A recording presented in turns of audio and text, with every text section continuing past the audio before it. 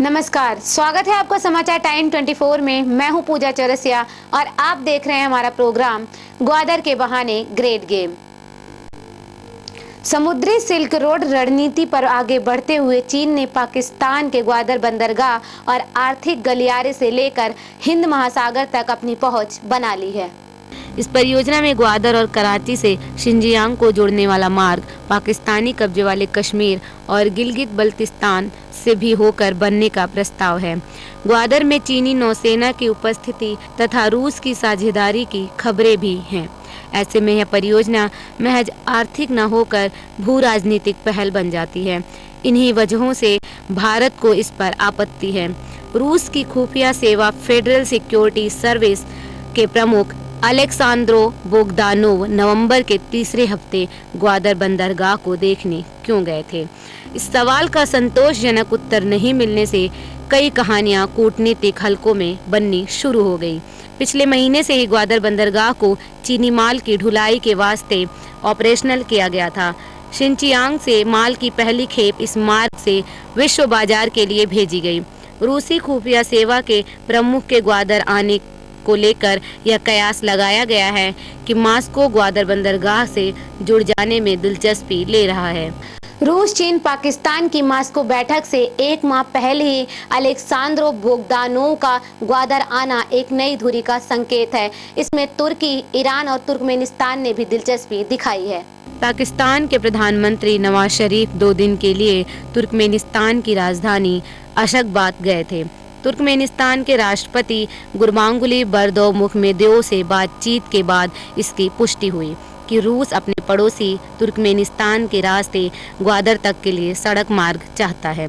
यह वह मार्ग है जहां से तापी गैस पाइपलाइन को अफगानिस्तान, पाकिस्तान होते हुए भारत के फजिल्का तक आना है। 168 किलोमीटर लंबाई वाली तापी सड़क पर रेल व फाइबर ऑप्टिक लाइन लगाने को भी हरी झंडी मिल गई है। तापी को एक महत्वपूर्ण सड़क, रेल संचार और ऊर्जा मार्ग की तरह विकसित करने की तैयारी चल रही है, जो दक्षिण एशिया से मध्य एशिया और यूरोप को जोड़ता है। तुर्कमेनिस्तान, अफगानिस्तान, पाकिस्तान, इंडिया परियोजना के वास्ते 1995 में हस्ताक्षर किया गया था। 1800 किलोमीटर गैस पाइपलाइन पर $10 अरब को खर्च होना था।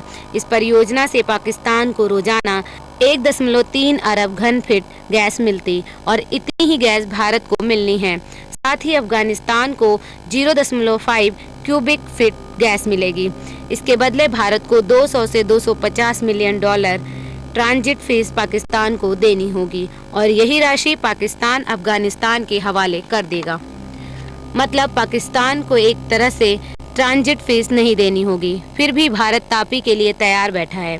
पाकिस्तान का लक्ष्य तापी के जरिए 2019 में गैस प्राप्त कर लेना है। तापी पाइपलाइन अफगानिस्तान के हेरात, हेलमंड, कंधार और पाकिस्तान के क्वेटा, मुल्तान से गुजरते हुए भारत के फजिल्का में पहुंचेगी। तापी के बहाने पाकिस्तान गैस सप्लाई का एक बड़ा हिस्सा ले लेना चाहता है। तुर्कमेनिस्तान के राष्ट्रपति से बातचीत के बाद नवाज शरीफ ने पत्रकारों से क्या कहा, आइए जानते हैं।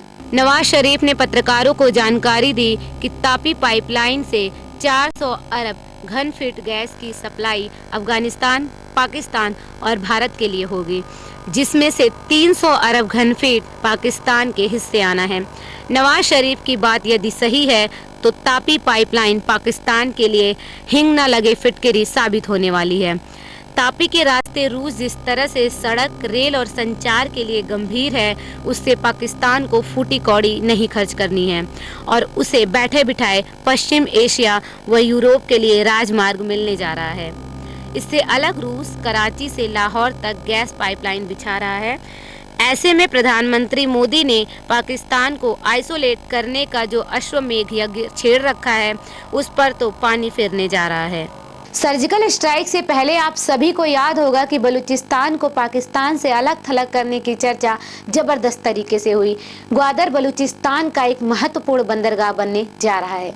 ग्वादर बलूचिस्तान का ऐसा महत्वपूर्ण बंदरगाह होने जा रहा है जिसकी सुरक्षा के वास्ते चीन, रूस, तुर्कमेनिस्तान, ईरान, यहाँ तक कि अफगानिस्तान साझा रूप से जिम्मेदार होंगे और उनमें खुफिया साझेदारी होगी।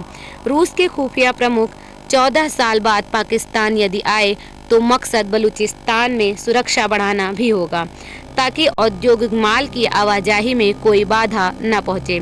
ऐसे में बलोच आंदोलन को बांग्लादेश की तरह मदद मिलना लगभग असंभव है। रूस की खुफिया सेवा फेडरल सिक्योरिटी सर्विस के प्रमुख अलेक्सांद्र बोगदानोव को यह भी देखना था कि तापी और ग्वादर रूट से अतिवादियों को अफगानिस्तान पाकिस्तान तक पहुंचने से कैसे रोका जा सकता है या फिर आईसिस रूसी सीमाओं की ओर रुख न करे। चीन को भी इसी तरह की चिंता है। उसे डर है कि कहीं उइगुर अतिवादी सिंचियांग से तुर्की तक इस मार्ग का इस्तेमाल शुरू न कर दें। वक्त हो चुका है एक छोटे से ब्रेक का। ब्रेक के बाद हम आपको बताएंगे कि कौन सा ऐसा देश है जो ग्रेट गेम शुरू करना चाहता है।